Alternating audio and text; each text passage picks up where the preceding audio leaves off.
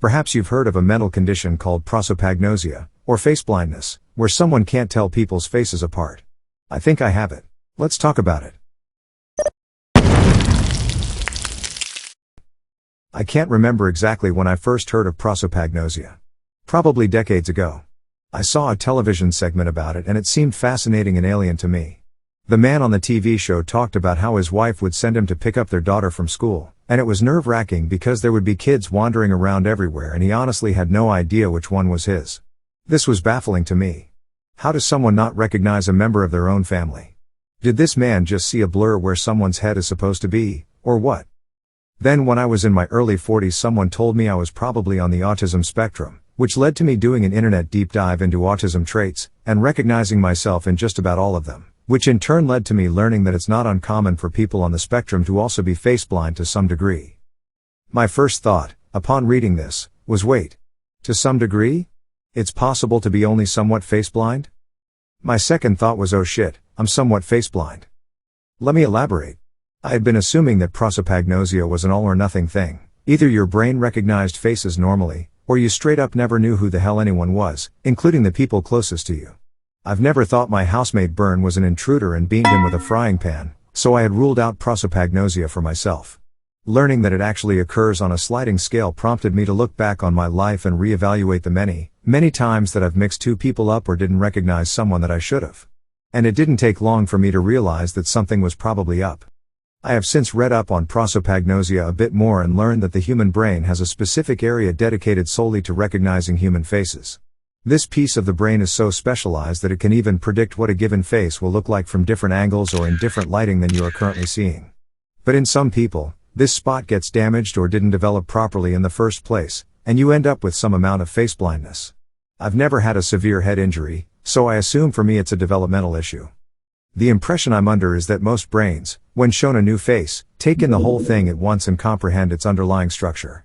Surface changes like a new hairstyle or some new glasses don't alter that underlying structure, and therefore aren't a hindrance to recognizing that person again. By contrast, I see faces only in little fragments, at least at first. Sometimes only one aspect of a new acquaintance's face area will register with me, like their hairstyle, or the glasses they're wearing, or that they get dimples when they smile. If that one thing I notice changes, if the person gets a haircut, for instance, or switches their glasses for contact lenses, or they don't happen to be smiling so their dimples disappear, I might not know who they are anymore. Or if someone else comes along with similar hair or glasses or dimples or whatever the thing was that I noticed, I'll mistake them for that other person.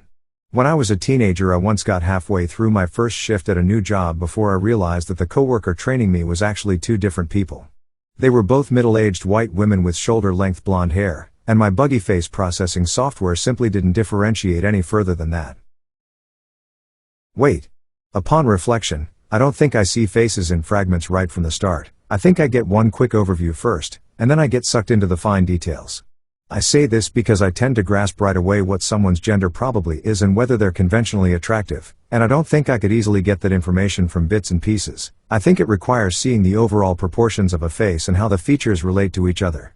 So I guess my brain sees a whole face for a split second and then immediately forgets what it looked like, aside from overall impressions like woman who would probably be considered attractive. And then I zoom in for a series of extreme close-ups that I also immediately forget. Or something. It's surprisingly hard to pinpoint and analyze these things. Anyway. For whatever reason, sometimes my brain doesn't latch on to any details of a face in the first place. At some point a bunch of years ago I realized that this was a problem I was having. And I started making a point of consciously trying to memorize someone's features in order to be able to recognize them in future. When I say I memorized someone's features I mean I would look at someone, I'll use the photo of Julia Roberts again, pretend we're both at a party and she's some regular person I just met, and I'd think, brown eyes, wide smile, red lipstick. Brown eyes, wide smile, red lipstick. Brown eyes, wide smile, red lipstick, trying to cement her appearance in my head. I'll almost always include eye color in these descriptions, because it's such a clear and convenient difference between people. I've noticed that it doesn't seem common for other people to know what color someone's eyes are the way I often do, and I believe that this again points to them automatically knowing someone by their whole face so there's no need to take note of small details. Anyway, I try to memorize people's features in order to get by. But my brain only retains the reductive verbal descriptions I tell myself, not images. And so if this other woman, actress Paget Brewster, was at the same party, I probably couldn't tell her apart from Julia because brown eyes, wide smile, red lipstick. If I saw Julia standing right next to Paget and could directly compare their facial features, there's a chance I could do a painstaking visual analysis and ascertain that they have different faces.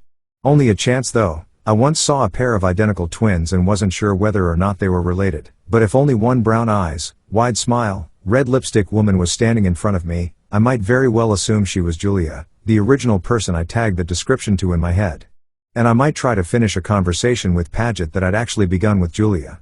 Repeated, embarrassing gaffes of this nature are one reason I no longer go to big social gatherings if I can possibly avoid them. On a side note, these facial descriptions I come up with are pretty arbitrary. When no features stand out for me on their own, I just pick 2 or 3 things at random to identify someone by. If I'd met Julia at a different party, I might just as easily have catalogued her under brown eyes, reddish curly hair, curved eyebrow shape, and been confusing her with some whole other woman all night. But at this particular hypothetical party I happened to go with brown eyes, wide smile, red lipstick, which fits both Paget and Julia. My ability to recognize someone's face improves over time and repeated exposures, which is why I say I'm only somewhat faceblind. I used a picture of Julia Roberts to illustrate my faceblindness in this video, but in truth I know her face quite well by now because I've seen so many of her movies. I'm guessing I may even be at a point of seeing Julia Roberts the way someone with properly functioning facial recognition would. I can perceive her whole face at once, pick her out of a crowd, would probably still recognize her with dramatically different hair or makeup than I'm used to seeing on her, and can visualize what she looks like in my head. I have approximately the same level of recognition with Paget Brewster and a number of other public figures too. It probably helps that these people only exist for me on phone, TV, and movie screens, where I can stare unabashedly at their faces for as long as I want. When I meet someone in person it's impolite to stare at them, and also most of my brain's processing power gets used up on things like making eye contact and trying to come up with small talk. Even once I've established a friendship with someone and feel pretty comfortable with them, I'm still being an active participant and hanging out with them, not just sitting there absorbing their visuals like a movie. So I think I might be slower to understand the faces of people I know in real life than I am to understand the faces of celebrities. But I get there eventually, more or less.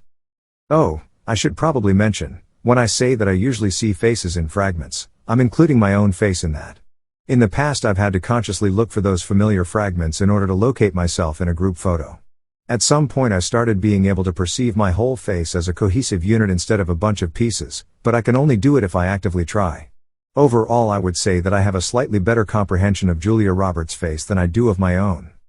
Also, I feel like I have a weird disconnect with photos of myself.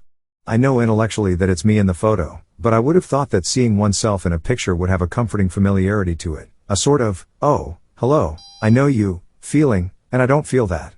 But maybe nobody does. Or maybe my disconnected feelings are a trans thing and not a prosopagnosia thing. I don't know.